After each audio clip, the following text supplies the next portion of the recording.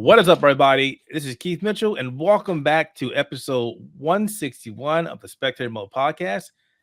And I'm joined by my buddy Scott, who is back with us. He wasn't feeling too good for the last couple weeks, so I'm glad that he's up on his feet and he's doing much, much better. Yeah, I'm no longer dying, so that is a plus. That is always a plus. Good to have you here, because if you wouldn't be here, I would pull out my hair. So he's back.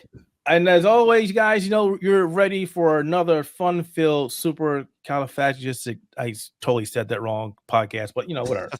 But before we do every podcast, what do? We talk about the games that we played. I'm going to go first, because I'm going to get Scott's list, and Scott's got a bunch of stuff on there. So for myself, I've what's the correct word? I've dived back into Elden Ring, Shadow of the Earth Tree again. I beat the game twice. The reason why I'm playing it again, because I was actually supposed to be playing Flintlock, but that game has a lot of issues, so I'm waiting for them to address the game and then come back later. But the reason why I'm playing it now is another buddy of ours, out of Haven, Jordan, has been smitten with the game, and he asked me, did I want to play through the game with him? So I actually was doing that, but my character was higher than him, and we got to one point in the game that I won't spoil. But I've already burnt down the tree, so which means once you do that, it changes another section of the game and fills it complete with ash. So it changes the entire structure of that level, and it so happens the level that he's in is the level that completely changes. So the spawn points, the side of grace are different. So he's like, hey, I'm right here. I'm like, well, I can't see you. I can't help you. And then I was like, all right, well, since that sucks. I mean, Jordan's playing through it, but he's not the best. He's getting better. He's not completely Souls-like material, but he's getting better. He's getting better. The growing pains of Souls-likes. Yeah, he was like, help me. So I decided to go back and make a brand new character. Complete brand new character. Whoops, I hit our names. Sorry, I'll just put that back later. Oops. And I've decided to do something completely different for my character. So while he's been playing around and doing random stuff, Jordan, I made another character, leveled up to I think I'm level 80 right now. Of course, obviously that was in the span of a day or so. Like, all right, I'll get here. So now I'm waiting for Jordan to get off his ass and play again, so we can get back into finishing this game, so I can get him into the DLC. But he keeps complaining that it's too high. Come on, Jordan, suck it up. Let's go. We gotta play some Elden Ring. Outside of that, like I mentioned, I played a little bit of Flintlock. The game has a lot of potential, but at the same time, it has a lot of issues. More so for me on PC, it's a lot of stuttering issues. I don't really like that, so I'm just waiting for them to address the game, and then I'll come back to it. And while I'm not playing it now, I did have a hands-on with a game called Ascendant, and it's really weird. We got the first Ascendant, and now we got Ascendant, which is a take on the first-person shooter, and it's actually a really fun game. It's pretty much like a capture the flag kind of game where there are three different I keep what I call them. I forgot what I call them. I forgot bios. We'll just call them items. We'll just say items, just flags, basically located on the map. And it's parties of three. I'm sorry, parties of four, 3 people per that have to go out through the map and grab those spears and bring them back to your base. However, it's not like conventional capture the flag where you get it and you run, because anytime you go pick up one of these spears or whatnot, it takes 30 seconds for them to extract it and put it in your hands. And while that's happening, it goes, oh, hey, they're taking this thing. They're over there. Go get them. So obviously, if you're extracting and enemies are around you, well, it stops extracting until either you dispatch with the enemies or the enemies kill you and take it. And then they can take it to their base, or you can take it to your base. And then you have to wait another 30 seconds to deposit the item. And then can you guess what happens during that time? Enemies get to come back and try to do the same thing. So it's interesting, but it also has vending machines where you can buy weapons and gear, which is pretty cool, because if you buy a weapon in the game, you keep that weapon even throughout death, which is cool. That's nice. Yeah, that's great. Unless you buy another one, then you keep that weapon. Yeah. Also, they have what's called a virtual game director.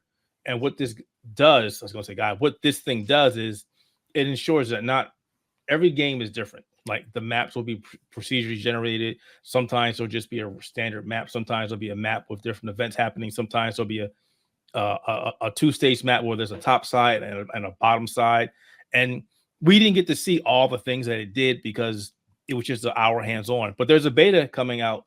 Beta August 3rd to August 4th for PC. So if you guys are interested, check that out.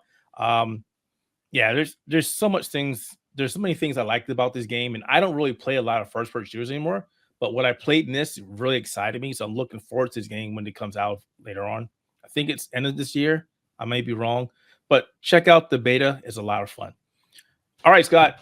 Let's see what you got. What have you been playing? I see one game in there that I'm just shaking my head at you.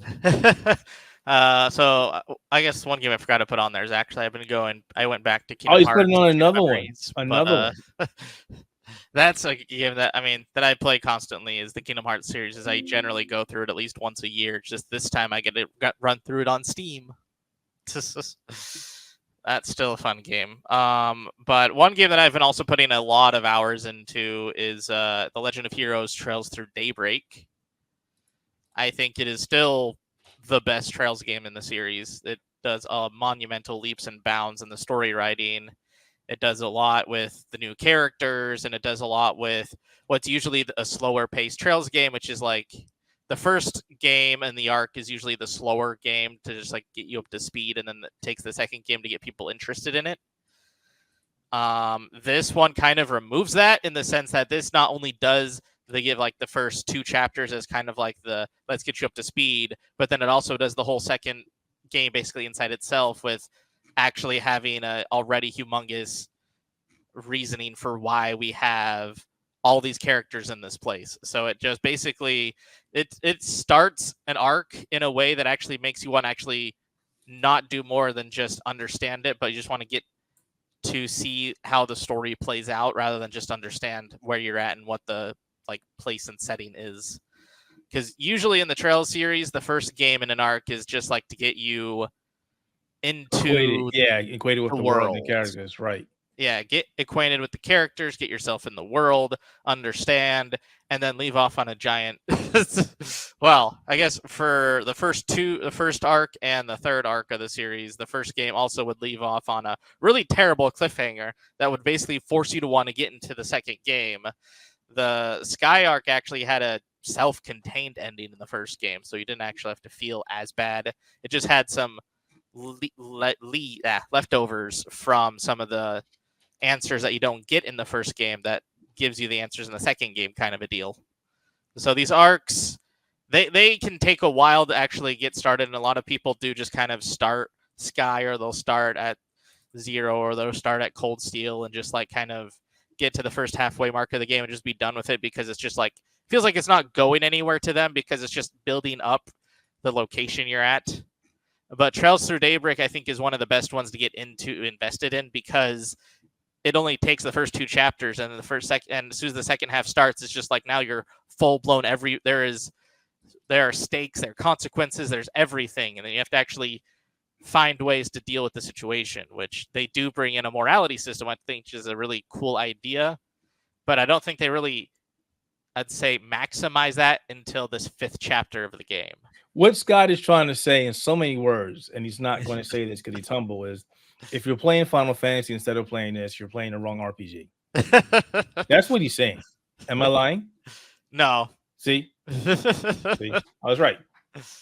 He's also got a pretty cool guide on where to start if you're jumping into the Legend of Heroes series. Yeah, we have I made a whole article on it that I actually did edit, so I could actually bring in the Daybreak stuff.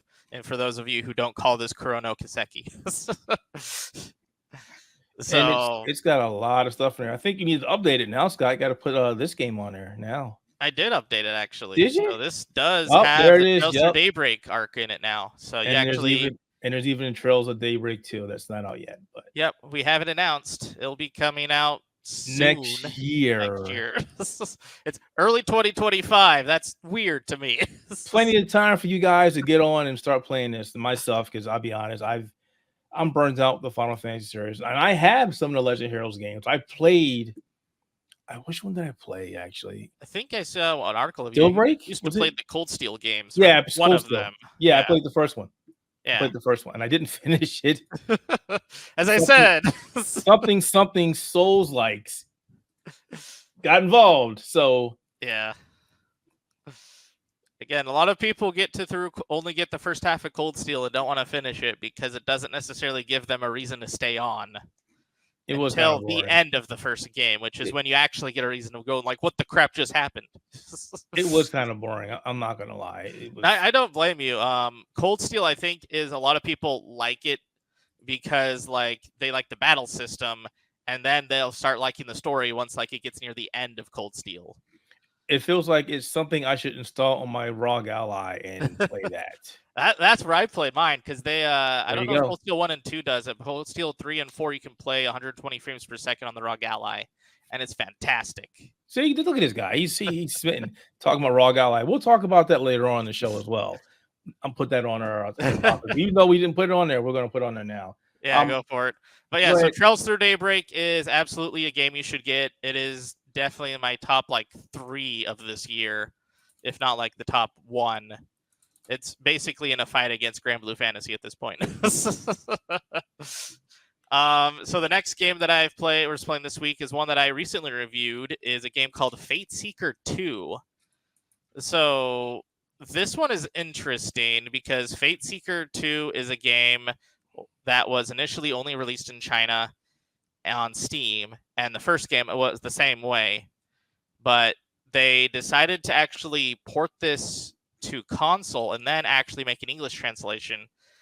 And in some ways it's kind of like the story and the premise is actually really nice, and it gives you kind of games that like the Chinese storylines. Like this is where there's corruption in high like politics, and there's one individual who basically is manipulating it all, and you have to figure out which kind of person's doing this, and he's against your main character's father. So you play it as the character Zhuge Yi, or Zhuge Yu, and he has Zhuge Wei as his dad, and his dad was initially like the one who gave him the foundation of like, you need to always look for justice and all this. And it's kind of cool because it separates itself in a variety of ways. There's one part of it that's like combat, one part of it is like the mini games, and then like the last part of it is like a Ace Attorney, Phoenix Wright type debate where you're talking with people and trying to understand their arguments and then trying to like use their words against them, kind of a deal similar to how like Phoenix Wright does it when you do in the Ace Attorney games. And it's kind of a cool like mesh. My favorite thing about it though is they have an entire mini game based on the game Go. For those of you who know Go, it's great. For those of you who don't know, it's basically a super old game from China that was built on strategy and basically trying to beat the opponent by having the most spots and the most stones. I didn't know what Go was either. I asked him today in Discord. I was like, "What is Go? What do you mean Go?" Of course, then Will jumped on my throat like, "It's this game." I was like, "Oh, okay, sorry." It's fine. I mean, it's super old, and if you don't know like Chinese heritage or Chinese like basically most anything of China, you probably won't understand it. I've ever since my entire life, I've been really big into like the Chinese histories, Chinese mythologies, as well as just like their kind of way of life and stuff. I've taken Chinese classes, and I've done my own like investigations, like different books. Like, of course, everybody knows of like Journey to the West type of a deal when it comes to Chinese fairy tales.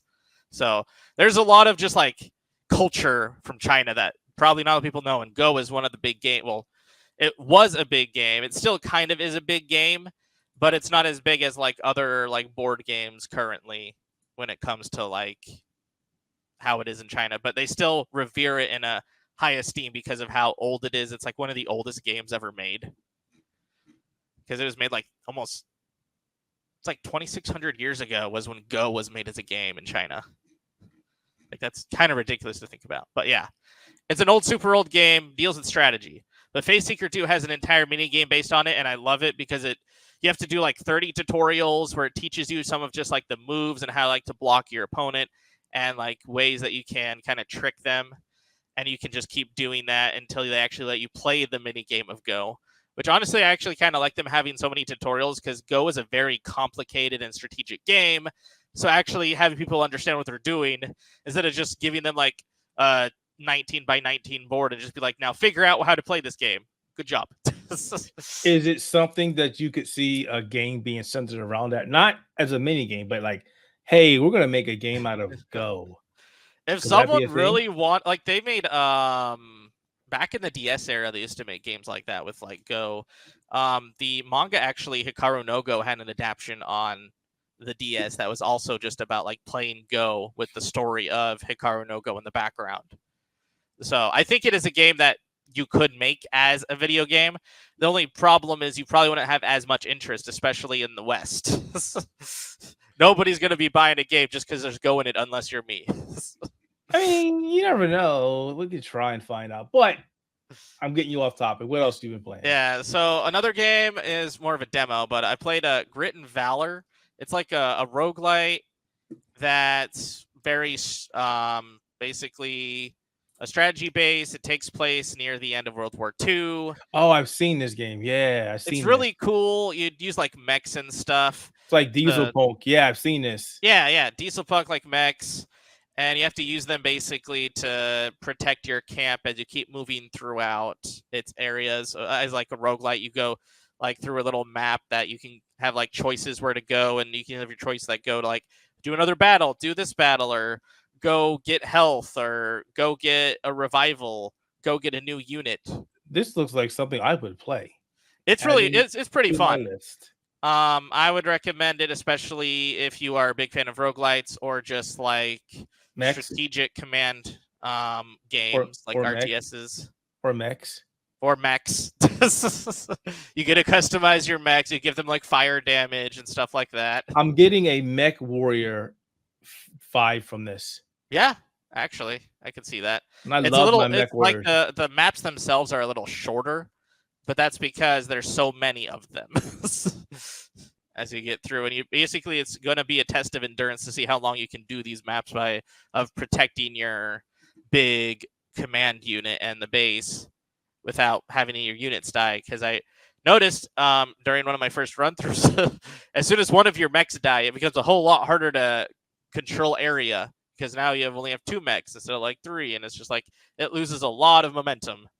Oh, that doesn't sound so. It sounds like it's a demo, right? So a balancing. It's a demo right now, yeah. Or yeah, it sounds like it's. So if you lose your mech, it shouldn't be like, oh, shit's going up a creek. We're screwed now. No, as soon as you like lose the run, you'll get all your mechs and stuff back for the next run, kind of a deal. So it's not like a forever lost. I'm about to check that out. All right, Scott, you've been stalling. So what's the other game you've been playing? Alrighty, so the last game that I've been playing, and for those of you who've paid attention to Amazon Prime Day, I did not take it. So Prime Gaming was giving out Suicide Squad Kill the Justice League for free on Epic Games, and I decided I would go and run through it. I ran through the whole first season. I haven't done season 2, so basically season 2, for those of you, is just like the whole game again, but you feel like a different version of Brainiac at the end. Honestly, I think this game would have done a whole lot better without the live service elements. There's a lot of actually like good moments in story, and I like how like the Justice League portrayals went down, especially some of the fun moments with Flash that they have in the beginning. I think that it's just annoying that the live service element is in it, because it kind of hampers a lot of the experience, because you get like difficulty spikes where it's just like, now you have to go and do the live service portion to do missions, get your gear upgraded, get your health upgraded, get your stats upgraded, so you can keep doing missions to eventually start playing the story again. This game was doomed from the get-go, the way they planned it out. It was sort of like another game that was like that. What was that game? That Marvel game that didn't do well. Oh, right, Avengers. Avengers might have lasted longer. It did last longer because they were putting effort to try and keep the game afloat. Yeah. This one's like, hey, this game's falling apart. Whatever, we're done. I mean, they're apparently still planning a season 3. It's funny because in the game itself, they were supposed to be planned 13 seasons for 13 different Brainiacs to kill. I don't know. I don't think that's going to happen That's not unless happening. unless WB is really fine with spending a lot of money keeping their servers up, or if they make it a lot more focused on getting rid of the live service element and just turning it into fighting 13 different Brainiacs. But I don't know. I think that was a little. That's not happening. Yeah. I'm sorry for being negative, but this game went from being like, oh, this sounds cool, I want to play this game, to what the hell happened to this game, till you couldn't pay me to play this game. It's a fun game if it didn't have the live service elements, like if it didn't have some of the forceful difficulty walls and stuff. Because when I got to even like the first season of Brainiac, I had to basically grind so much just to get enough credits to start the Brainiac fight, as well as to get enough of my party members psyched up, as they say, so they can actually survive some of the encounter. Because your bots get leveled up with you. Well, they don't level up with you, but they get gear with you. And you want to get them to have somewhat decent gear so they don't just die instantly. So you got to gear yourself up and gear your bots up, unless you're trying to play with friends. And then that's actually probably the better way to do it. Right? Epic Game Store? Yeah, Epic Game Store.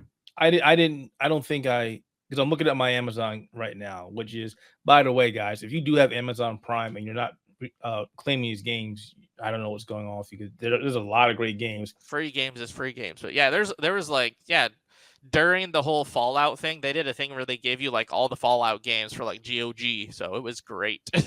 I know there are some people that are like, oh, Epic Game Store, stop it. It's never going away. It's not going away. It's a launcher that can give you games. Yes, it doesn't work as well as Steam, but it's still there. Games. Like right now, if you don't have it and you have Amazon, Teenage Mutant Ninja Turtles Shredder's Revenge is up. Yeah, I got that. Baldur's Gate Enhanced is up there. Like, yeah, there's so many good games they have right now. Just go get them. Like, literally go get them. I look at Prime Gaming at least once a week, because it is a fantastic place to get free stuff. Like, you can even get like when I was actually big into Overwatch, you can get free battle pass upgrades, which is great. The only thing I have a problem with the Amazon gaming and giving stuff out now is, before they used to give you codes. Yeah. So you can just give them out to your friends, or now they're like, nope, redeem it. And I don't like that, because I already have Shredder's Revenge. I would love this. Here's a code, go. I mean, me not redeeming a code and you giving it to somebody else is not going to cause an issue, but whatever. Yeah. Since we talked about the games that we played, let's go talk about another game. Have you played Helldiver 2, Scott? I have not. I've been wanting to, but I've also have not had much time to do live service stuff. Okay, fair enough. So finally, they announced the first major update for Helldivers 2, which adds a couple different things to the game. Of course, added difficulty to level 10, which sounds like hell, but okay. New mission objectives, bigger enemy outposts, and they said more bugs and bots and new environmental hazards, which, be honest, somebody who's played a lot of Helldivers 2, that's not very enticing. I mean, more bugs and bots. There's a reason why this game went from being packed online to a shadow of its former self. And that's because people who are playing this game want another race to kill. And that sounds bad, but we're tired of shooting bots. We're tired of shooting bugs. Making the game harder is not the same thing as giving us content that we want to see. And until they get this notion out of their head that keep throwing the stuff that we don't want to play with, it's not going to help this game get any better. Like, when it first came out, this game was like, what, 400,000 people online at a time? Yeah, it was hotcakes. And I think now, I was looking at something else the other day. It's like about there maybe 10,000 people are playing this right now on Steam. Yeah, that was it. So I'm glad that they're still throwing out content, but it's not the content that people want to play. Yeah. And I saw on Twitter that people were talking about this, and somebody's like, but they said they have other stuff in there. And like, well, here's my thing. And this is something I never like with when they announce games or tease stuff. Don't say, hey, we got A, B, C, and D in this game, but we want D. And then you say, but there's stuff that's hidden away, giving us the false hope that maybe what we're looking for is going to be in the game. Just tell us it's going to be in the game. I would rather know that it's in the game, and I go, okay, cool. This is why I want to play this. Now, I did not pay attention if this update is going to be a free update or not. I don't think anybody else mentioned that either. They said updates. I'd imagine it's free. I imagine it's free. Yeah, the wording is update. So I'm just running through this real quick. And I mean, the developers seem very happy about talking about what they're doing to the game. And I will admit that some of these new bots look very menacing, but I'm tired of shooting bots. I'm really tired of shooting bots. And those bots on a higher difficulty, they get nasty real fast. So here's the hoping that this brings the audience, the community back to the game. But until you give me something else, I don't know if I'm coming back just yet. We'll see. All right. Well, that was quick. Let's talk about something I know Scott is really going to want to talk about. And I know it's on his mind. That is the Asus. Is it Asus or Asus? I call it Asus. I call it Asus too. Yeah. Somebody said Asus, like, but there's Acer. I don't want to confuse that. That's definitely more confusing. The Asus ROG Ally X is officially out. This is the updated version to the Asus ROG Ally that came out last year. Big differences is it has 24 gigs of memory compared to 16. Memory is faster, a bigger battery. This is an 80-watt battery compared to the 40-watt battery. And people that reviewed it or have the hands on it say it's slightly faster than the OG ROG Ally, but it's not worth the upgrade. Yeah, I'm looking at this and I'm like, people are like making out to go, wow, this is the best thing ever. And we're comparing it against the Steam OLED. And I'm like, well, the Steam Deck OLED. And like, why are you comparing it against the Steam Deck OLED in the first place? That's not the competition. No, the competition is basically itself at this point. So yes, and the Legion Go, and the Legion Go, and the Legion Go, and the kind of the MSI Claw, but that thing has been having issues. that thing has not been received well. But that's Intel, and I wonder if. Now I'm not gonna go into the whole microcode thing. That's another topic for another time. I have been looking at upgrading only if I could sell mine for a decent price. Yeah. And I've been seeing eBay just flooded with these things. So you gotta wait for it to die down a bit in demand. Yeah, this is not happening. I'm like $400. Now I've upgraded mine to like 2 terabytes and I've got a screen protector on it and all this cool stuff. So yeah, I don't know if parting with it just for another 8 gigs of memory is enough. Yeah. And again, this is not the ROG Ally 2, which is still happening. It's still going to be a thing. They're just waiting on AMD to get their updated Zen chipset, or CPU chipset, which probably won't be till next year, if I'm mistaken. Mobile format, I could be wrong. But yeah, everybody, I've looked at maybe 5 or 6 different reviewers on YouTube and some articles, and all were like, "This is the best thing ever." And I'm going, but you haven't shown me any compelling reason why to upgrade other than the fact that it's new. It's new. It's FOMO. Now, I will say some of the complaints, they're like, oh, but it's black. And I'm like, really? That's not a complaint. That's not a reason not to buy it. Why are you saying that? Oh. But here's it's funny because it's like, all right, when the PlayStation 5 first came out, people were like, but it's white. Why can't it be black? When the Xbox came out, they're like, why can't I get a white Xbox Series X? And now we have a black console. We'll just call it a console, game handheld console. Yeah. Or why can't it be white? Make up your mind. What color do you want? Exactly. Like, Jesus. We'll make it red. There you go. Make it red. Go buy a skin. That'll be D-Brand will be happy to take all of your money. Yeah, is it really a big complaint if you can fix it by buying like a $10 skin?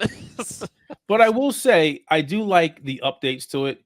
Obviously the internals are a little better. It has 2 USB Type-Cs on the top, and the micro SD card was moved to the left. Yeah, it's moved out of the heat area. So. We still don't know if that's going to be a big issue or not. They haven't stated anything. No, I haven't seen any issues though from those who have ROG Alex about the SD card. We probably won't see it for at least another month or so, if there is any issues with that. What else was it? They got rid of that proprietary port on top. That was Yeah, for their external GPU, which was super expensive. So yeah, now nobody bought that. it has. Sorry, that's a USB Type C or USB 4. USB 4. Yep. So now you can use external GPUs on it as well, which is great because Yep. no longer use proprietary stuff. So that's great. So it seems like there's a lot of reasons why to upgrade. Maybe it depends on how much money you're willing to spend, and if you can offload your original OG ally first. Yeah. If you can't get rid of it, then no, don't do it. This is honestly, I think, a purchase for those who had an issue with something on the original ROG Ally, but didn't want to like buy it. So ROG Ally X is like, here's all the issues you had with the ROG Ally, mostly fixed. Yeah, and I don't know. I still would have liked a bigger screen. Yeah. Or an OLED screen. If OLED it was, screen would have been great. That would have made it almost a must purchase. Yes, if it was an OLED screen, it would have been done. I wouldn't have complained. Here you go, take the old one, and I would have bought the new one. Easy peasy, 1, 2, 3, easy. But no, it's the fact that it's just minor upgrades over what you already have. It depends on you. If you are happy with your ROG Ally, 8 gigs is not going to make a big difference. No, just keep playing with the ROG Ally. Yeah, just keep playing with it. And the cool thing about it is the Armory Crate got the upgrade fine. And Armory Crate upgrade is nice. Armory Crate has been running a lot better. Yeah. And it has a lot of different sections on it. It has a what would I call it? A subsection that makes it easier to move between your games and your services and your settings. So that's really cool. And it looks a lot more sleeker. It looks sleek. I should say sleeker. Yeah, it looks clean. Very. It looks nice. Looks nice. Unfortunately, it still is Windows. I know a lot of people say they hate gaming Windows, but that's the compromise. You get Steam Deck and you get the custom OS, which is great, but then you got to worry about games not running on a Steam Deck or running poorly on a Steam Deck. And then you have this. It's running on Windows, which I know sucks. I'm sorry. Windows was not made for smaller screens. No. And I feel like all of the whole promises to make better handheld Windows OS is going to go off into the wind. Oh, yeah. I mean, it sucks because I'm looking at the screen. I'm like, what the hell? And like, aging eyes ain't any better on my aging eyes. Can't talk now. You got to memorize the icons more than actually try to read it. And then the text, I'm like, what is it? It's like when you get those bottles, like medicine bottles or shower gels, they're in a blue bottle and then they have blue text on the label, and it's like, that's terrible. I hate that. Like, whose idiot idea was to do this? But yeah, I mean, if you're interested, definitely go check it out. I don't think any of the Best Buy stores have it on display. And to be honest, when they did have the ROG Ally on display, all those kiosks were garbage. They didn't care. Yeah. I know the one near me did not care. It was like right there, and nobody knew anything about it. When you ask questions, they were like, "I don't know, it's just there." We got told to put this on the floor. So yeah, but I know. I mean, if you want to send us one to try out, we won't say no. But we will review whatever you give us. But I'm not sure if I want to run out and buy one just yet. So we'll have to wait and see. All right. Do we want to do the negative news first? Or we want to do something positive, Scott?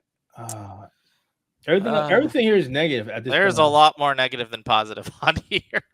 All right. Just rip off the Band-Aid. So today on Twitter, we noticed there was a bunch of people formerly of Humble Games saying that they will let go of their position. And as we dove more into the topic at hand, we realized that a lot more people from the company were being let go until it was pointed out via on LinkedIn that the company, as of 9:00 today, July 23rd, 2024, that 36 employees were let go of the company.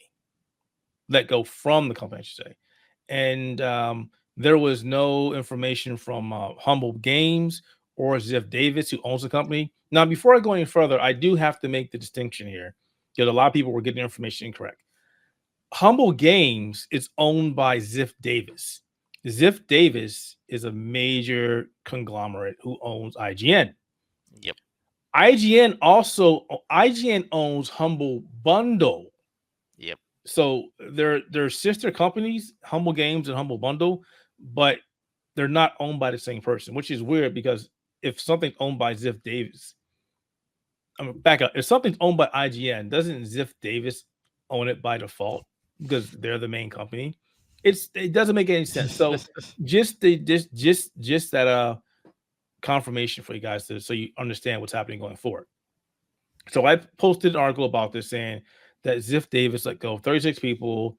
We're following it up. We don't know what's going on. There was no notification. And I'm going to say maybe 20 minutes later, I got an email in my mailbox saying that no, they're just restructuring the company, and that the games that were on the agenda, that the projects that were announced were still happening. It's just a restructuring. People aren't being let go. And I'm like, okay.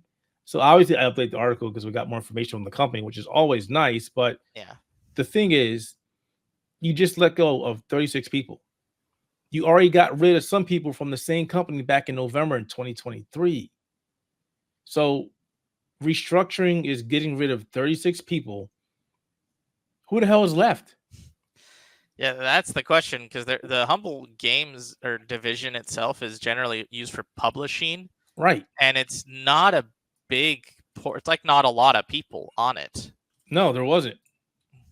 So they basically are just like scraping everyone off to probably put other people in it, which really sucks if that's the case.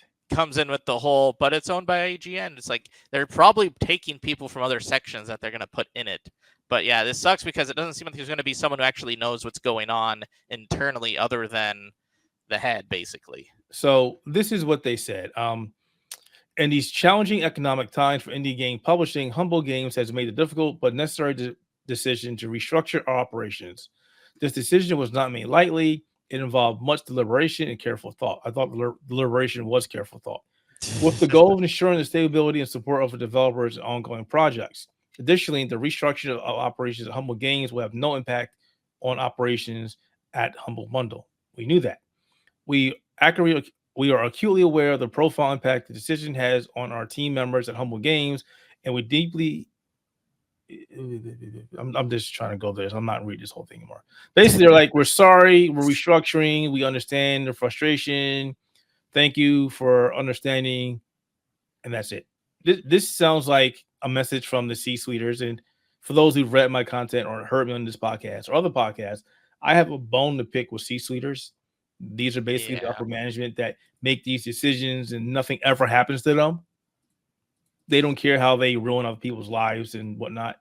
They're just, we're getting our $2, $3, $4, $5 million bonuses. We really this will improve our profit margins. Exactly. We don't care about you. I mean, I'm glad that this doesn't affect the upcoming games, but I don't understand this. Again, 36 people are gone. And you didn't tell them that until this morning. And they're like, oh, hey, by the way, you're going by. So you didn't. Usually when a company goes through a restructure, they announce it to their employees, to their company, that, hey, we are going to be doing X, Y, Z, whatever. And maybe you will be impacted. We will let you know. Not you're fired. Oh, hey, by the way, we're restructuring. Stuff like this frustrates me because we're seeing way too much of this stuff happening in the gaming industry. We're having way too many companies lay off people. Way too many companies say that's a restructuring. And a lot of these companies are like, oh, hey, by the way, we increased our profits. Yay. Oh, we're firing all you people. How does that work? If you're doing better, you're supposed to reward your members, your employees, not can them. So obviously we're paying attention to the story to find out more information as to what exactly is happening, because this entire thing is insert your Jan gif. Yeah, pretty much. It doesn't make any sense to me whatsoever. I am so sorry for the people that lost their job. And I understand that, trust me, because I was laid off a month ago and I understand how much it sucks, especially if you have a job that you love. So this is terrible. Yeah. Terrible, guys. Dolan says for those who had to get told they lost their jobs off Twitter too. Yeah, that's the thing that sucks. And what sucks even more is, again, since we're seeing all these companies doing the same thing, you have more people fighting over the same jobs now. It's just like an IT field. You know, you've got like, how many jobs in IT field and more people trying to get these jobs. Like, I used to work in IT and I'm like, man, How long am I going to be out of work? This sucks. Yeah, he's almost in a similar position with how much have been laid off in terms of restructuring, so to speak. It's like, maybe that's a new calling for me somewhere else. I don't know. It's very frustrating right now. So yeah, I wish everybody the best of luck. Hope you find something soon or something that keeps you on your feet. I hate to say, don't get depressed because you're going to get depressed. It sucks. It really sucks. All right, guys. Ubisoft or Xbox, Scott? Which one? Yeah, exactly. Which one? Let's go with Xbox for now. You got it. Go for it. Yeah. So in an interview with the market team, one of the marketing Xbox's EMEA marketing lead, which is basically the marketing lead with like the Xbox EU and basically everywhere that's not the US or Asia. So he had a comment during it when they were talking about like the marketing and one of the difficulties of competing with Sony. And Flat, who is he's the marketing EMEA. And he says that Sony is blessed with marketing funds that we're not able to enjoy. But that's totally fine because we can adopt what I would call a more fiscally responsible approach to immediate investment. We're not blessed with huge media budgets, so we had to be quite scrappy, really, and quite tenacious to fight for funds that would probably go somewhere else. So it's interesting to note because those in the industry have noted a lot that Xbox isn't very big in anywhere that's not the US. The EU, the UK, Japan, Asia, all of these locations are very dominant with PlayStation when it comes to the console marketplace. And so this is probably part of the reason why that is because Xbox doesn't get marketing funds for these other areas of the world. So it's interesting to see that because when you look at the Microsoft amount of money versus how much Sony has, it should be an easy stomp for Microsoft to have a bigger marketing budget for these locations to have people actually know Xbox exists. But most of the time when you talk to people in the EU, if they're not in the game industry, most of them just think of PlayStation as a console. PlayStation and Nintendo are the only ones they think of because Xbox doesn't really exist there. And you can tell a lot from the storefront that they're no longer really doing physical. So that also doesn't give them their own kind of marketing side either. Because when you look at an Xbox section, especially now, you'll see that a lot of them are just digital gift cards for games. They don't have a lot of boxes for their actual games. I don't know what the hell Xbox is doing on that front. It's getting very frustrating. And as somebody who used to enjoy their Xbox but still owns them, yeah, it's getting frustrating. I don't understand their messaging. You can play online with anything. You can play your games digitally. We're not giving up physical, but we're not marketing our games. Okay, what are you sabotaging yourself right now? Because that's what it sounds like. Sony has had some amazing TV spots, commercials, online spots, what do you call them, for decades. Yeah. Anybody who's played the PlayStation back in the day, and I hate to say back in the day, or no, Kevin Butler and go, that guy right there, Kevin Butler, the Crash Bandicoot ones, all of them. We knew what Sony was up and doing. With Xbox, like, can you remember any good commercials from Xbox? And they had a few, but not recently. Yeah, they just don't. Most of their best commercials were like in the Xbox 360 era with like Halo 3 or like there's a lot of effort they put in Xbox 360 that they're no longer even trying for now. Here's a good idea. Hey, check this out. Just something off the tip of my tongue, right? Check this out. They're promoting those Deadpool and Wolverine big ass controllers, right? Why not just sell them and have Wolverine and Deadpool say, hey, look at these controllers for Xbox. Only get them from Xbox. Yeah. Sell the controllers, have those two up there, it'd be a perfect spot in front of the movie. Or even outside perfect. Movie. You can get either a popcorn bucket or an Xbox controller. And look how much money you would get because we're already saying, hey, we want this. And you made an effort. It's like right now. Xbox Game Pass is on Amazon Fire TV. Where are your spots telling people this? Yeah. We have no commercials really for it. I mean, the only commercials that we see from Amazon Fire Stick are for the Amazon Fire Stick. It's not, we don't see any that like Xbox really pushes. Again, the only people who really know what Xbox is doing are those of us in the gaming industry. Because anyone outside the gaming bubble has no idea what Xbox is doing, or even in some locations, they don't know what Xbox even is. And see, that's the problem. They're assuming that everybody pays attention to the gaming sphere, or they're like us, which that's not the case. No. Nintendo nailed this with the Wii and Wii U. They got everybody to buy it. Even people who didn't play games bought this. Yeah. Or I'm going to say it. Look at Elden Ring. When Elden Ring was coming out, Bandai Namco hit the floor or the ground running, and everybody knew what Elden Ring was. And people who didn't know what a Souls-like was bought Elden Ring because I heard this is the best game ever. Of course, they were like, this game sucks because it's a Souls-like. That was like, honestly, that was my brother. He's like, I heard about Elden Ring. Is it good? And I'm like, oh, how did you hear about that? You're a Call of Duty player only. It was a commercial on TV. I saw it. So yeah. I mean, Xbox, and it's not because I hate Xbox. No. I don't hate any of my consoles. No. With the exception all of them Switch. Have their purpose. I hate the Switch. I hate the Switch because the Switch's purpose is eShop's shovelware. No, it's been around too long. Only Nintendo can get the full power out of this damn thing. And it's prime time that you need an upgrade. But don't get third party on Switch unless it's like a third party exclusive. Have you seen the Mortal Kombat 1 on Switch? Unfortunately, yes. I was like, what is this? Yeah, yes. Let's not turn this into a Switch bashing because Todd will hear us and go, what are you doing? Nothing, Todd. Here's hoping that the Switch 2 actually has the power that we hear rumors about, but also is actually decent enough to program and develop for. Also hoping that their eShop is a little more manageable in the sense that it's manageable at all. Nintendo is never catching up with that. No, there's just no.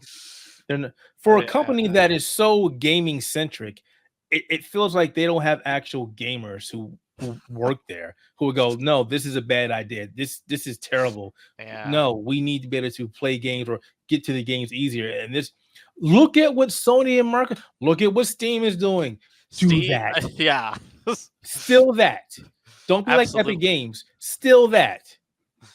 Yes. So it's just sad to see because as much as people want to do like my box is better than your box, the best way is for both boxes in this case, like PlayStation and Microsoft and their Xbox, to basically be at the top of their game so they can keep putting pressure on the other side. Because when we know that once pressure starts to lessen, the other side takes high advantage of that in the worst ways. Yeah. My box is better than yours. Jesus. It's like two kids in the playground. Well, my box is better than yours. Does it matter? They both play games. Like, I don't know. I wish more people would be fighting for their box than against the other person's box, in my opinion. But you would think that in some people's minds, that's exactly what they're doing because they're defending PlayStation or defending Xbox by throwing shade at the other console, which doesn't make any sense. It's not helping your case. Just makes people want to not follow you because you are talking crap about something you either don't know about or you're just talking crap in general. Nobody wants to see. It's a mess, but it's also really sad that you've got the number one or two richest tech company in the world flip-flop every so often. Yeah. That goes, okay, we want to support Xbox, but we're not giving them what they need. Again, this sounds like you're just trying to sabotage your brand. And people have been saying for years that Microsoft doesn't win Xbox, but yet Microsoft keeps saying, oh, Xbox is a value brand and we love it and we want to keep pushing it. Well, if you're not giving them the money to market your stuff, how do you love it? How do you expect people to buy your stuff if they don't know it exists? And this whole thing, and this is what they're doing, and this is what I'm upset about as well. This whole thing of counting on YouTubers and influencers to spread your word doesn't work because there are a lot of people who don't care about Twitter, who don't care about YouTube, don't care about the latest and greatest influencer out there in the world because they don't follow them or don't even know who they are. I don't even know half of these professional gamers are, so I could care less what they say. And there's just too many of them. I don't care. There's a lot. You would be better off if you got a hold of somebody in actual sports or something, and go, hey, once you play Xbox, are you a fan of Xbox, or have them promote your stuff like they used to do back in the day. Yeah, back when we got freaking Dwayne The Rock Johnson being like, Xbox is great, and everyone's like, hey, I know that guy. So I don't. You gotta do better, Xbox. You have to do better, or don't give your people outside of the U.S. a shoestring budget. You just do what you're doing right now. Yeah. All right, Scott, I'm gonna let you take the next one. I'm gonna just chime in. Alrighty, which one do you want to do? Ubisoft. Alrighty. Ubisoft, yeah. So anyone who's basically ever seen anything on Twitter the last month has probably seen some of the discourse that has surrounded this game. Most of it surrounding one unique individual in this game called Yasuke. He is a black samurai in the actual game of Assassin's Creed. Don't call him a samurai, Scott. He was not a samurai. In the game, he's a samurai, okay? He was not a samurai. There's no proof that he was a samurai. I don't care. Even if they had a title that said he was a samurai, people would say he wasn't a samurai. Then that's what's happening. Continue. I'm just going to drink my water. Go ahead. But let's just say that Ubisoft has finally issued a response for it. But it's been, I would say, very in the middle of its argument of what it's trying to say. I feel like they shot themselves in the foot and just gave the grifters and they did, because again, their basically thing was all about being in the center of the argument, and that was like the worst thing they could have done. So I'm going to read it. I'm going to be nice. I'm going to read it. Okay. To our esteemed Japanese community, a message from the Assassin's Creed Shadows development team. And this is very lengthy. So first, we want to express our heartfelt thanks for all your support for Assassin's Creed series, which now has its own history spanning almost 20 years. Over this time, we've explored various settings, time periods, and characters, from an assassination during the Third Crusade to a Viking 9th century England, and countless more. For many of our team, creating Assassin's Creed games set in feudal Japan has been a long cherished dream. Since the announcement of Assassin's Creed Shadows, we received many positive reactions, but also some criticism, including from you, our Japanese players. We share your passion for history and deeply respect for your care of the historical and cultural integrity of your rich heritage. We'd like to address a few points to clarify our intentions and creative decisions. We have put significant effort in ensuring an immersive and respectful representation of feudal Japan. However, our intention has never been to present any of our Assassin's Creed games, including Assassin's Creed Shadows, as factual representations of history or historical characters. Instead, we aim to spark curiosity and encourage players to explore and learn more about the historical settings we get inspired by. Assassin's Creed Shadows is first and foremost designed to be an entertaining video game that tells a compelling historical fiction set in feudal Japan. Our team extensively collaborated with external consultants, historians, researchers, and internal teams at Ubisoft Japan to inform our creative choices. Despite these sustained efforts, that's a weird word to say. Despite these sustained efforts, we acknowledge that some elements in our promotional materials have caused concern for the Japanese community. For this, we sincerely apologize. All the game footage represented so far is in development, and the game will keep evolving until launch. Based on the constructive criticism we have received, we will continue our efforts until we put this game into your hands and beyond. We also want to clarify that while we have been consulting with many people throughout the development process, there are no way responsible for decisions that have been taking place by the creative teams in the interest of gameplay and entertainment. Consequently, we respectfully request that any criticism not be directed towards our collaborators, both internal or external. Man, this is long. While we strive for authenticity, I can't say that word. authenticity. I can't pronounce that word. Authenticity. Authenticity. I've never said the word in the longest time. For everything we do, Assassin's Creed games are works of fiction inspired by real historical events and figures. From its inception, the series has taken creative license and incorporated fantasy elements to craft engaging and immersive experiences.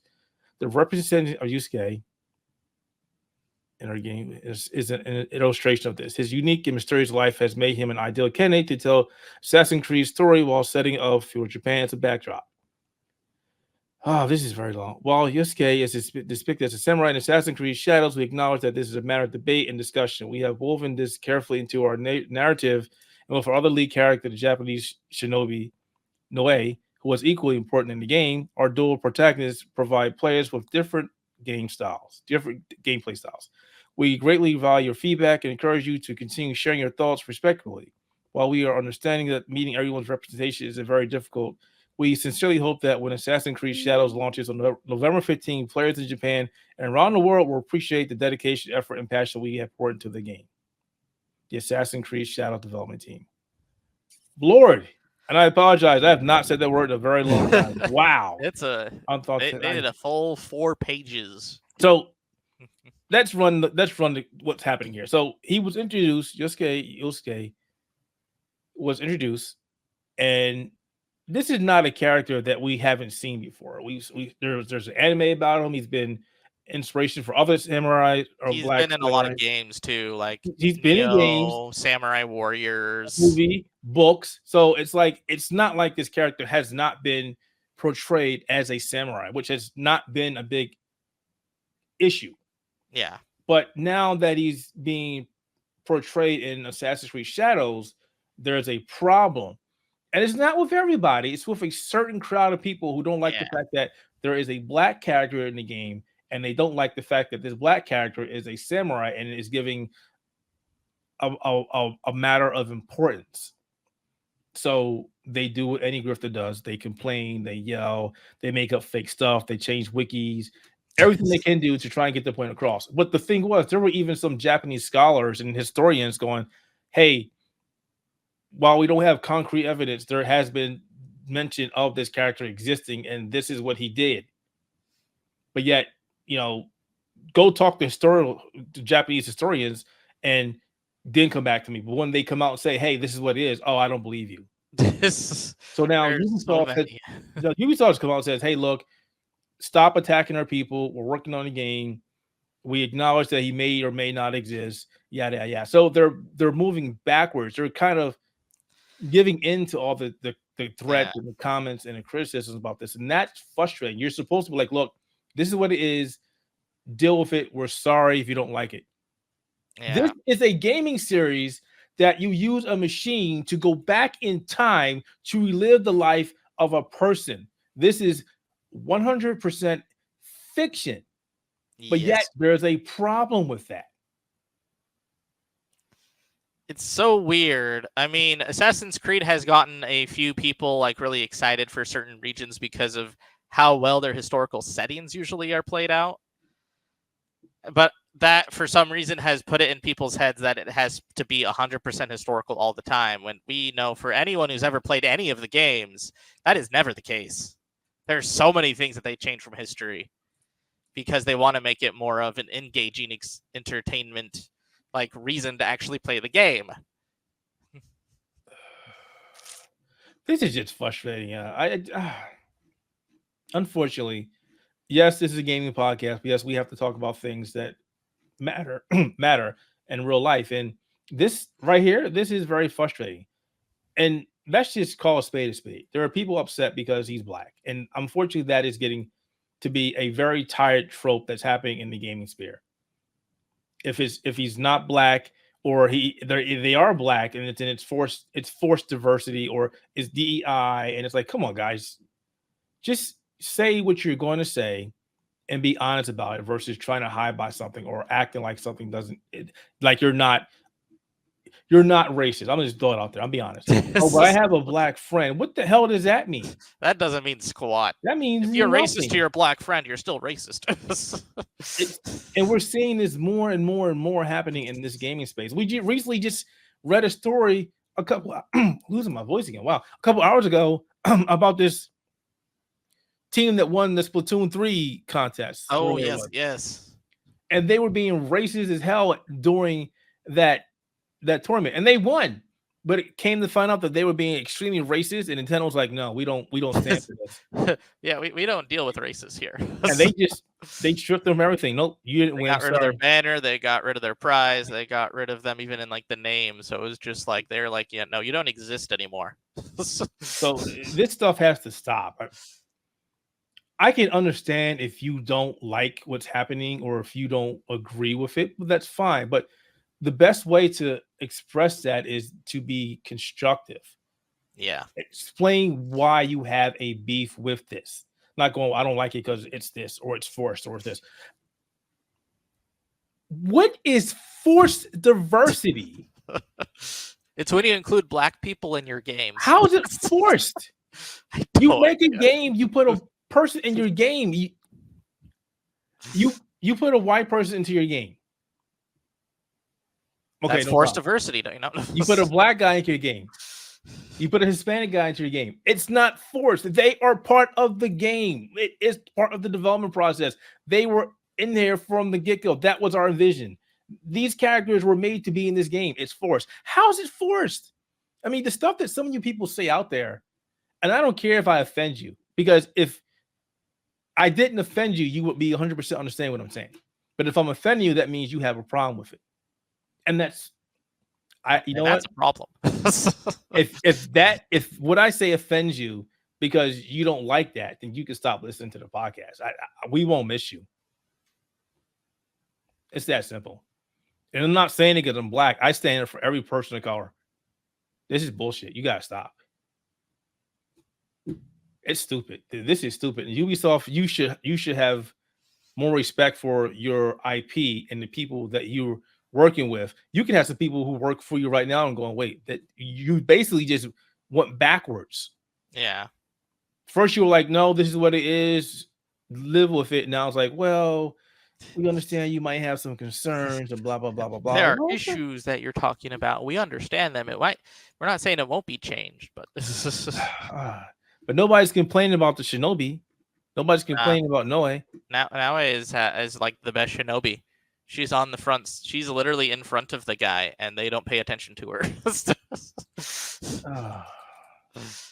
It's a game. I want to play as a Japanese person. You can. There's one right there. Yeah.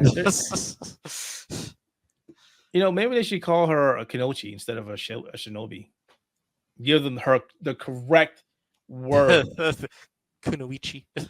Because there are no female Shinobis. It's called a Kinochi. Why can't I talk today? So, hey, moving on. You want to talk to me? I'm on Twitter. You can find me anytime and we can talk about stuff like this. I love conversation, but I won't deal with somebody who's just like complete and wholly toxic. If that's how you want to have a conversation, yep, we won't be conversing. So this is that the one we're doing? Sure. You can save the metrics one for last. But being fellow IT people, this is a fun topic to talk about. So over the last couple of days, you may have heard certain things like Crowdstrike and computer outages, and Windows always gets affected by dumb things, and et cetera, et cetera, et cetera. So Crowdstrike is that's the company name, right? Yeah. That's the name of it. Also, I think the name of the brand. Right.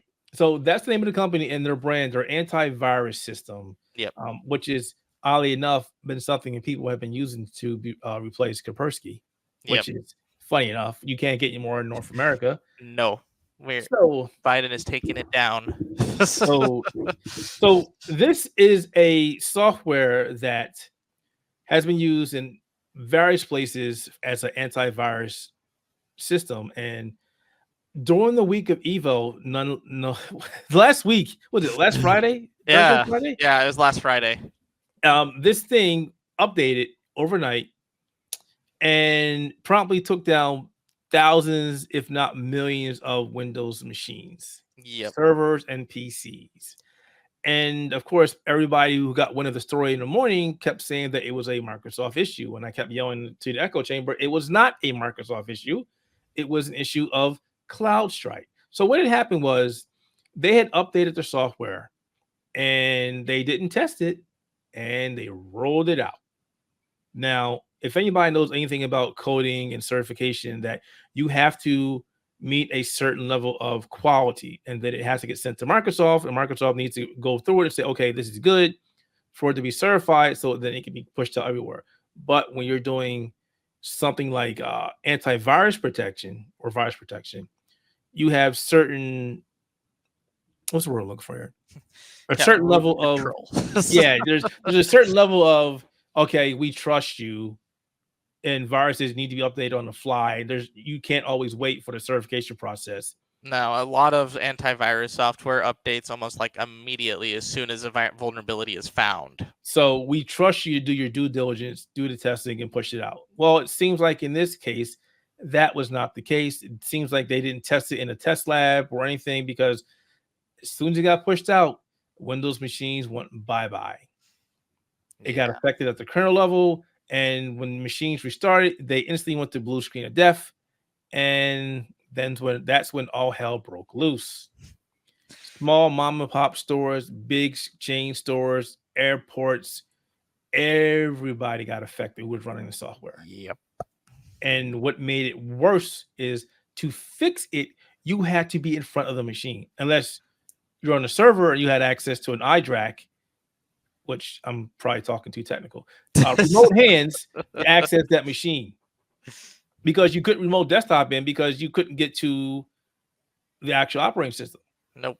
So the fix was to boot into safe mode, remove the update, and reboot again. And that will fix your issue. However, again, have you ever paid attention to all these machines throughout your world? Like, go to the Wawa or whatever, and they're using Windows machines, or go to the airport and they've got things up above you, or stores that just have a computer just randomly in some location that you can't get access to. Imagine that times 1,000. There are machines in places that people can't get to. Plus, to compound this, there have been a lot of IT shops and companies and businesses let go of their employees. So imagine doing this with a diminished workforce. Yep. And say you got 1,000 machines you need to touch, and you only got 2-3 people to touch this. Yeah, there was a lot of understaffed areas when it came to the IT departments that I was looking at, where they only had like 2 or 3 people to cover thousands of devices, which meant they had to get all those people to go to those devices to manually restart. And some of the issues that also came with that is sometimes people put their passwords to those machines on the machine. Yep. So you couldn't actually log on to the machine to get your passwords. And a lot of like some of the actual fixes that like Windows tried to tell you to get was using like a BitLocker. And again, you needed a password to use that BitLocker. Yep. Which the password was on the machine you couldn't get into.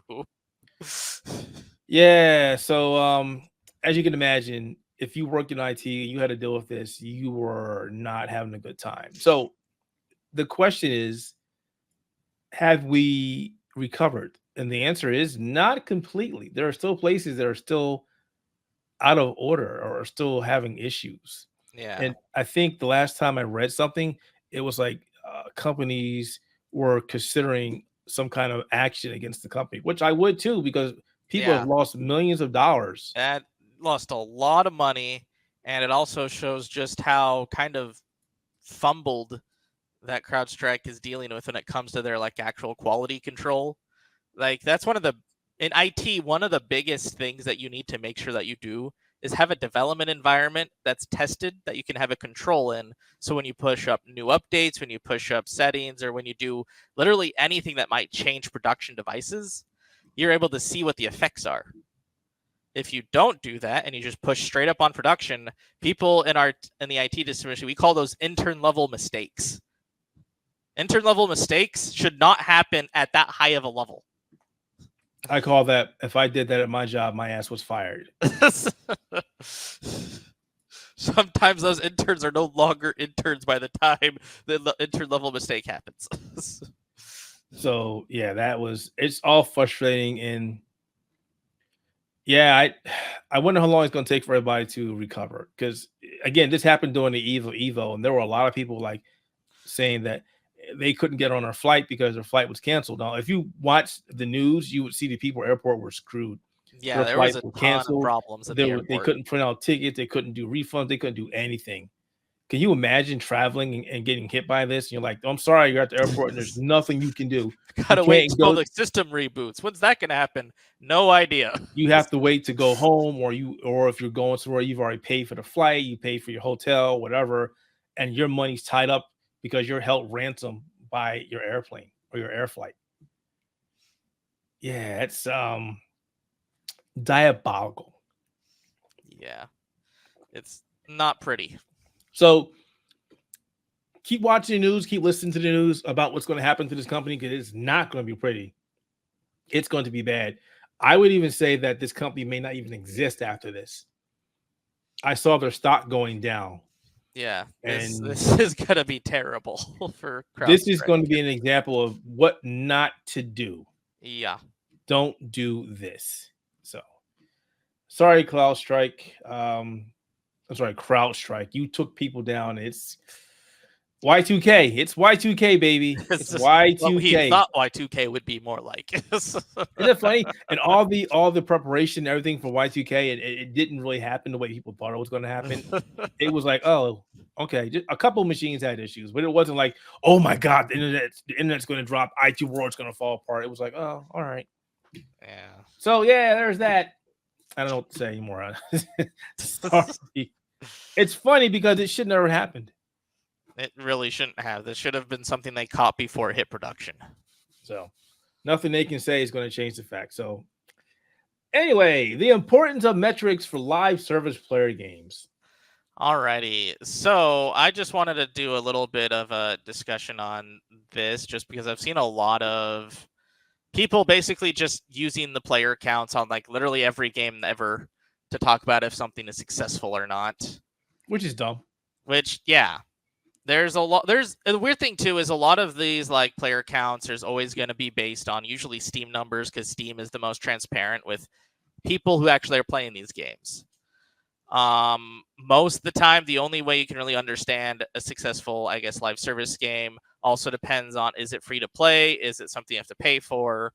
Or is it something that's somewhere in between where you have a little bit of it free, but you have to pay for extra instances to get more of the game kind of a deal. Back when they were trying to do that with like Dead or Alive 5 for some reason. I also want to throw in there real quick. There are people using Steam numbers to judge how well a single player game is doing. It's like, yeah, it's dumb. a single player game.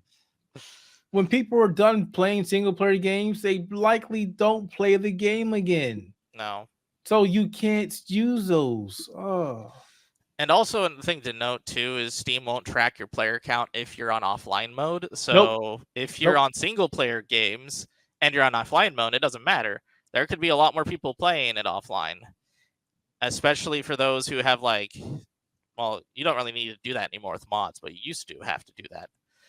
And it's because they try to verify your integrity of files with mods back in the day. Oh, you do for Elden Ring, you gotta be offline. Oh, you can't be oh, they still verify for some games. Yeah. Oh yeah, if you go online Elden Ring for mod, you are warned and then you are banned. And I had that happen with me in Dark Souls 3. So yeah. I could never play Dark Souls 3 online ever again. I still have to do, the only game that I have to go on offline mode for mods right now is Xenoverse.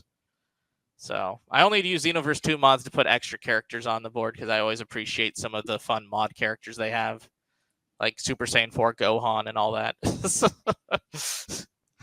But I just think we need to understand that player counts can be important, but they are not the only metrics that are. There is a lot more of importance in terms of revenue the game can make. There's also a lot of importance in, was this a game that required you to pay for it? Was this a game that required you to pay for certain sections of the game? Was this a game that requires you to have microtransactions to get far in the game? Like, Diablo Immortals and all that fun stuff. Yeah, it's weird how people are using these metrics to gauge how a game is going, and the only time this really matters is with a live service game. Those are the only time it really should matter. And then even then, you got to think about it. How old is this game? Like some games just Yeah. a great example is Helldiver 2. I mentioned Yeah. that the game at the very beginning was getting like 400,000 people at any given time, and now it's like 10,000. Well, Yeah. It's people funny though. not Ever since playing. the announcement of the update, it's now around 30 to 40,000. So we Huh. gotten a big tick. People are like, "Oh, all right, I'm gonna jump back in and see It what they're exists doing." again.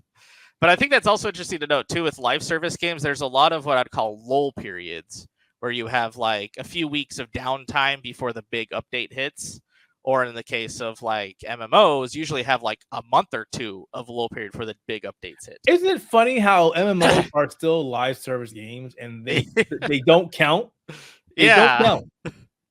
How many players does WoW have at any given time? Well, you can't use that game. Why not? It's a live service game. Because it's not a real live service game. No. Because it's not available on console. That's why it doesn't matter. Okay, well, I mean, how many people are online on WoW at a given time? I mean, still probably in the millions. So yeah.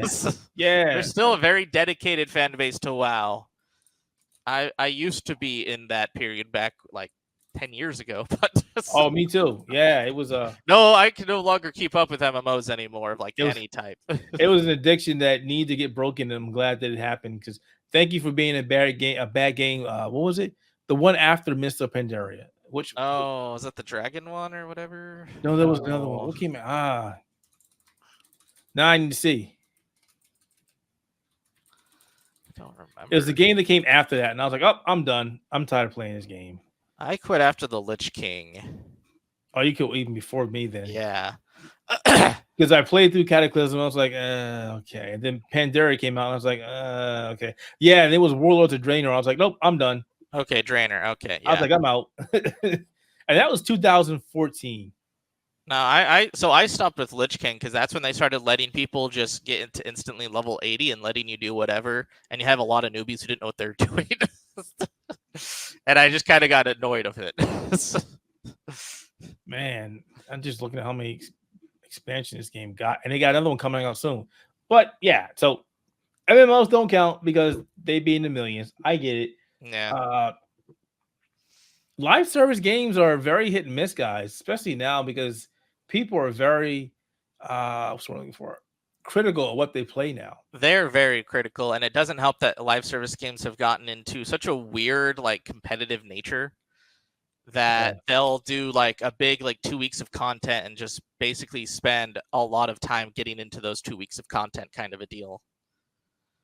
And you'll have lots of people play for those 2 weeks, then it goes to another lull period, and then you got to wait for another update to hit or for other content to hit. Because for the most part, live service games rely heavily on the FOMO thing, especially now with the big limited battle passes that happen all the time.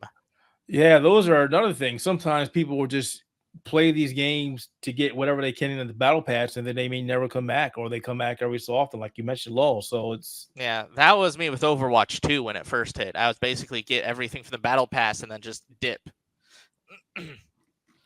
I did that for a couple of them, and then again, it got to the point where it's like, this is too much work.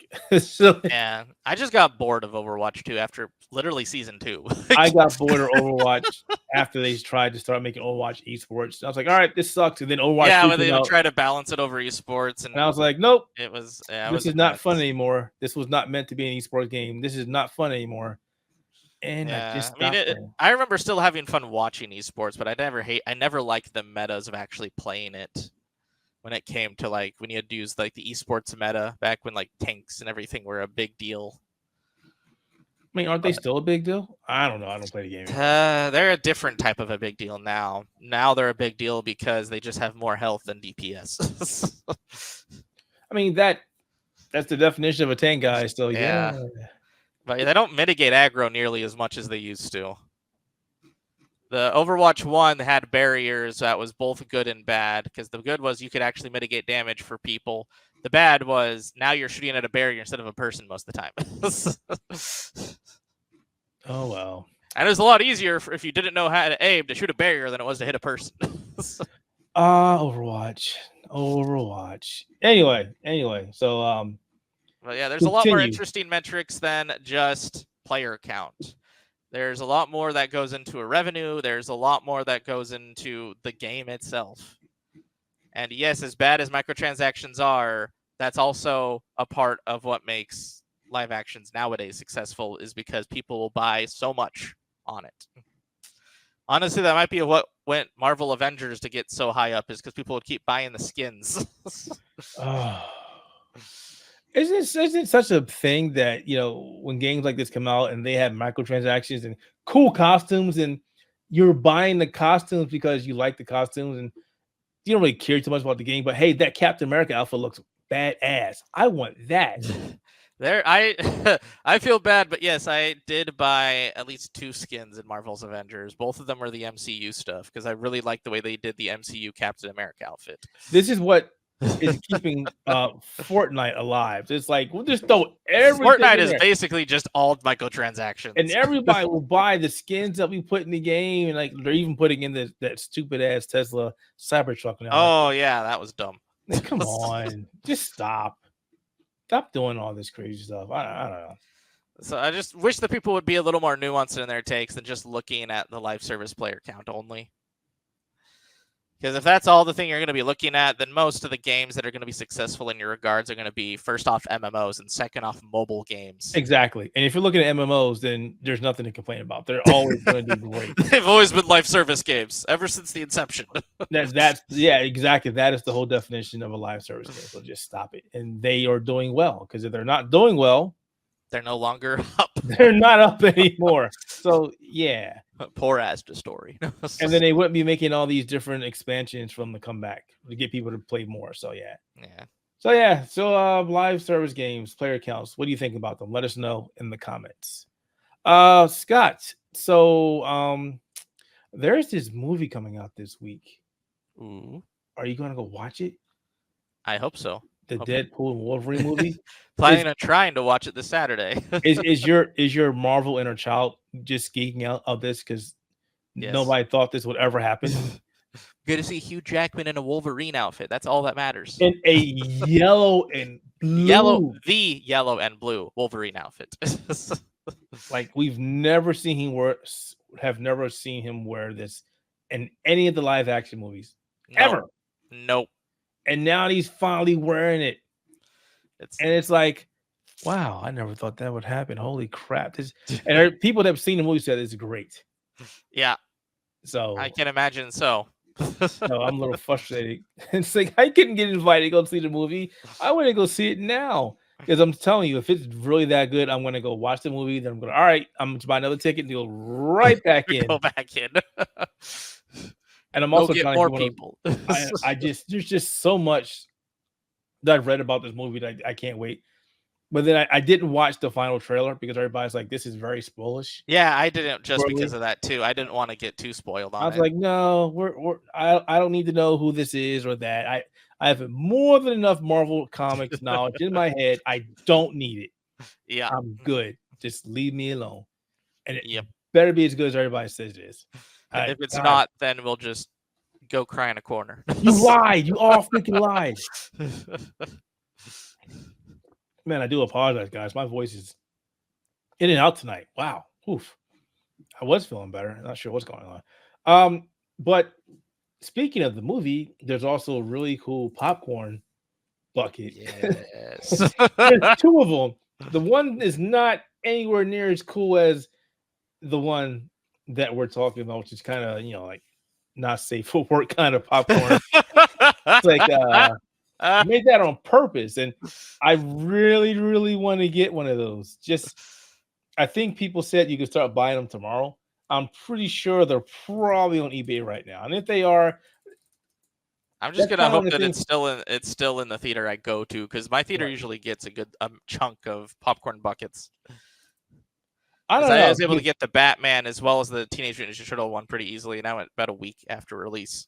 Because the one up the street from me, they were like, because when Barbie first came out, and they were like, they got this Barbie car. I was like, really? I don't like Barbie, but that's cool. Yeah, that's cool. And then nobody had it. Yeah, people are already selling. Yeah, the popcorn bucket online. I waited like 2. I didn't. Yeah, actually, Yeah, I waited 2 months to see the Barbie one, but that was because I went with my parents. Apparently, the ones that I'm talking about is exclusive to AMC. You suck, guys. Aw.